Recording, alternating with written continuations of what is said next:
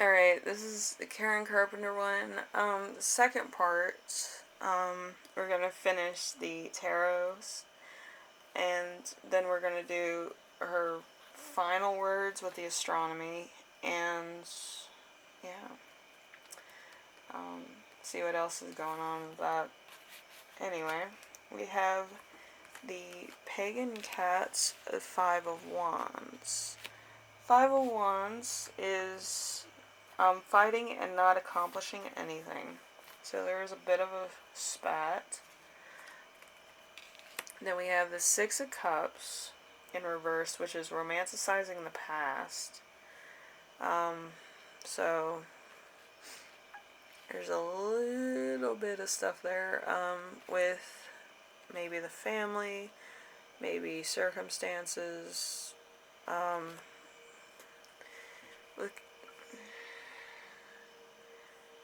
With Karen Carpenter, she had a lot of frustration with, what I said in the first part, which was control. So when she got control back, she, kind of teetered on control and kind of letting it go. So, there's some type of boundary issue with her energy too. She's sick, she's here, she's there, so it's all over the place. If you've ever been to a carnival and you ate too much food, or you had too many sweets and you just kind of feel a little dizzy, like you need to sit down, that's Karen Carpenter's energy, and it's a little intense sometimes. Then we have the Three of Wands. So actively waiting for your plans to bear fruit. She was waiting for a lot of stuff to bear fruit. She was waiting for her solo album to bear fruit, her next album with Richard. They were thinking about doing another one, and a lot of other stuff to come to fruition. With her energy, there was a lot of self-acceptance issues, and a lot of self-acceptance issues with her own mother, which, there was a lot of issues there. And then there was some type of outside issue. I'm not sure if it's press or normalcy. I think it's both, if I had to guess, but it seems like there's a lot of it's a little bit more of a, being in a bubble, and then that bubble bursts, and then all this flooding in. But she had plans of being a solo artist. I don't think she wanted to work with anybody or anything. But with artists, sometimes they find certain people that they want on the album and stuff like that when it's an opportunity, But then we have the Ace of Wands in reverse, which is missing an opportunity, not the right time. So I do think she was born in the wrong generation. She was born in this generation, it would have been oh my god, it'd be crazy. Are you serious? It would have been so crazy. It would have been Karen Carpenter, put out an album, But yeah, with the Carpenters, there's a lot of stuff. The family was always involved, the brother was always involved. It was just there was no breathing room. And then there is the Knight of Swords. The Knight of Swords is rushing without fear into the unknown. Bloodlust. This card magnifies other cards dealing with death. With cards of wisdom indicate foolishness, war, opposition, and heroicism. So there's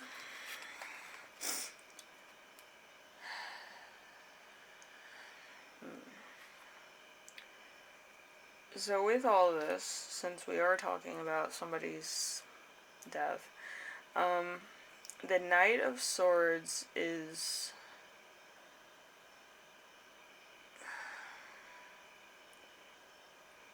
is kind of like she didn't want to go, you know, and it was just like kind of like her body was so, you know, like repairing your body after anorexia is very hard because you're not eating anything. Like your body's basically eating itself from the inside. So even your heart and stuff have to find energy somehow, some way. And a lot of times the body kind of sacrifices its own self in order to save itself. So, you know, you can only be anorexic for so long. That's why they try to treat people with anorexia really fast and try to make sure that they're on a healthy diet. They have good self-worth, self-esteem. They journal every day. They talk to people if they need to talk. And they have high constitutionary yes and no, and I'm going to do this, and people have to allow them to do that. If they cancel plans, if they do this, they need personal days off, more so than I think anybody else, in order to feel self-worth and self-esteem. So that's, you know, really something else. But yeah,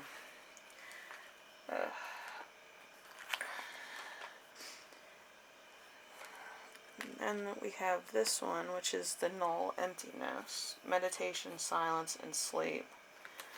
So I think she passed away in her sleep, I think. But yeah, it was like a really big surprise. But a lot of, you know, I forgot the artist, but like a lot of things happen that were 4-piece, from piece, or 2-piece, you know. So it's a very interesting take on things like that. Like a lot of these artists, a lot of the stuff that they go through, they were on the cutting edge of what they were doing.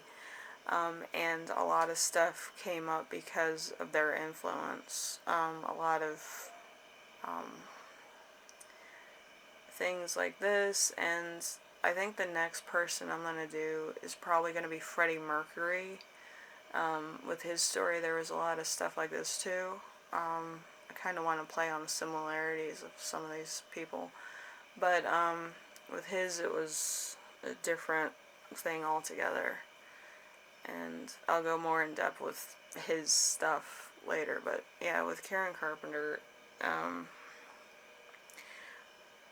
I would actually say that you should remember her for her music and her personality. So acceptance, we have love and accept yourself just as you are. Nothing in life needs to be fixed. Every aspect of you shares a purpose. Just learn to accept that. Things are perfect just the way they are. That's right. So with everything,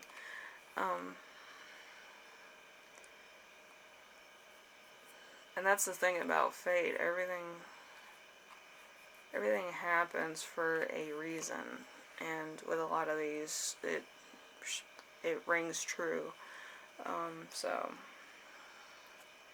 then we have the dreams card. The dreams card is, it's important to have dreams. They give life and direction and meaning. Reflect on your dreams for your own life. What is it that you truly desire? The clearer you are about your dreams, the easier it will make it to become a reality for you. So, yeah. But like with Karen Carpenter, it was just kind of like, you're the chosen one, and like, you know, she did that. She wanted to be in a band or a musician, but it was just kind of like in that moment, you know, the producer said, hey, we can take, you know, one, ended up taking the brother too because it was a package deal. That was the only way that they would get them signed. But the thing is,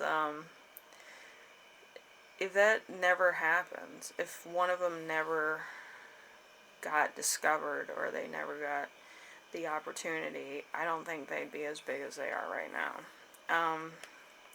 Like, my mom still listens to their records.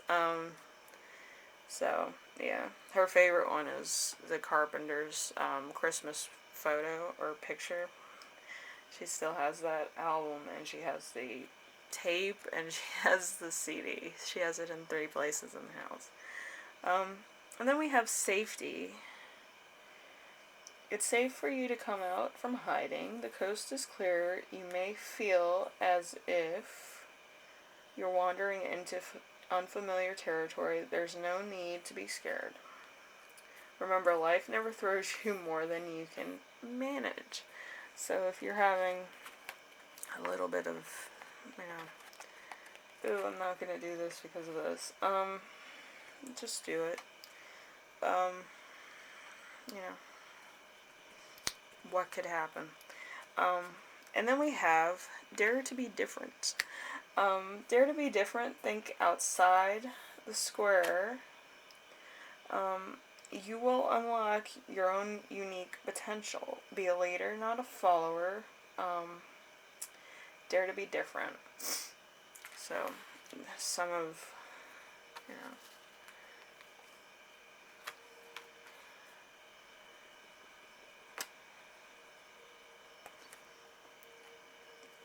Then we have stand your grounds. Make it clear where you stand on this issue. And hold your ground. It's important to let people know when you're stepping into your into your territory. So, probably boundaries are a good thing to have. Be a free thinker. Think for yourself, not other people. Don't be dogmatic. Believe me, it saves a lot of time on you, and it saves a lot of time for other people. Because knowing that you are your own person, people respect you for you being yourself. They don't respect you if you're kind of easy to be like a doormat or walked upon and just easily manipulated. If you don't want to do something, just walk off. They'll get the hint. Sometimes actions speak louder than words. But you do have to kind of voice your opinion and be, your own voice. It does nobody good just for you to be silent. A lot of things could have been prevented if somebody said something, Then you have speak your truth. Each of us has our own truth, which is valid for us. Feel free to sing or sing and stand firm on your truth.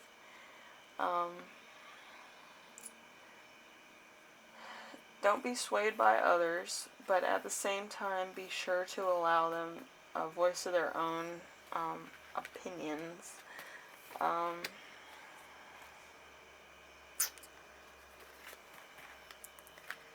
There seems to be a lot of that. And around this time, it is election time for the United States, where I am. And, there's a lot of voices. Sometimes I like to poke the bear and ask exactly why people are voting the way that they are and what platforms their person they're voting for has on certain issues, and a lot of them don't know, which is interesting. I think my candidate that I'm voting for is very clear on what he wants. Economy.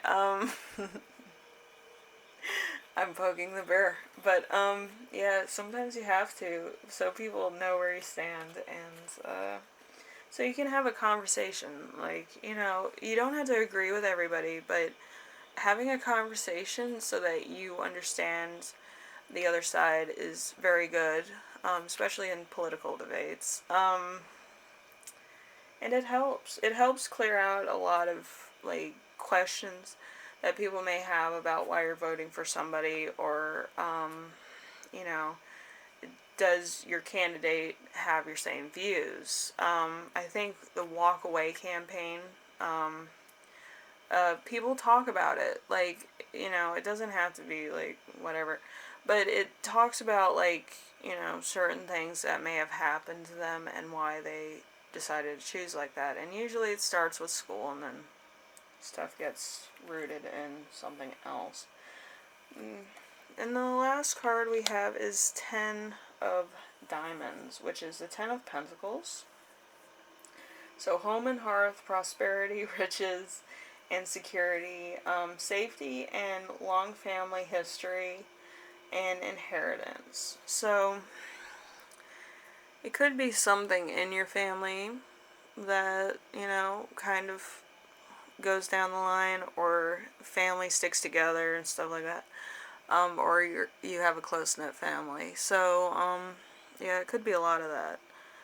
But, yeah, like I said before, if you have a difference of opinion with somebody, ask questions of, what's going on with them,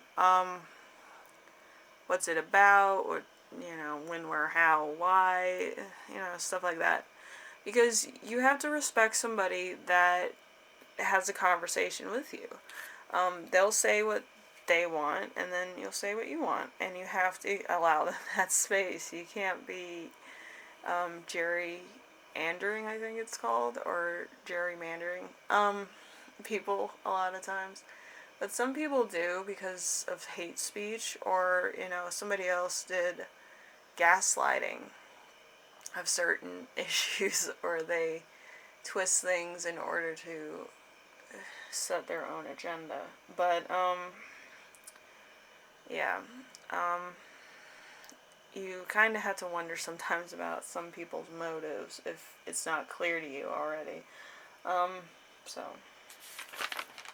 with the Karen Carpenter thing, we have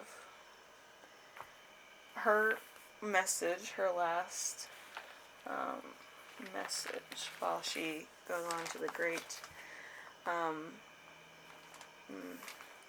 I guess heaven, you can say it. Heaven usually has to do with planets, though, so, Anyway, we have focusing on changes in your home, family, life, as well as any underlying emotional issues there might be. Speaking from the heart and being open to change is key. So, adaptability, I guess. Adaptability is a big one, especially in different situations around different types of people. There's a certain type of tolerance, adaptability, because life is full of changes. It's not like you're going to stay little forever. You're going to grow up. When you grow up, there's going to be decisions, there's going to be things you need to do, and there's a whole set of rules. But also, there's a lot of luxury in that. So you can restrict yourself on luxuries and work, or you can indulge in both. And that's kind of what adaptability is. Being able to work and enjoy, or being adaptable enough to maybe travel and work and, indulge. So whatever the case is, you'll find your own way to adapt, because that's what life's about. Anyway, thank you for watching. Karen Carpenter, the channeling was really interesting. And very hard at first, I must say. It was very kind of a shy energy, and then it was like a very pop energy, like popcorn almost. And, it goes from one extreme to the next. Her energy is very intense, but very like artist, enthusiastic. It's not, just a boring, oh my gosh, oh my gosh, oh my gosh, like a dog that needs to go outside to use the bathroom. It was very, let's do this, let's do that, I want to do this, I'm excited about this, I'm gonna try to do an album kind of stuff. Like, her energy was very, like it's a brand new day, morning person, very high strung, but very focused at the same time, which I find is very interesting for an artist. Usually it's like a lot of different ideas, um, or very mellow energy because you already know what you're going to do. So, very interesting energy.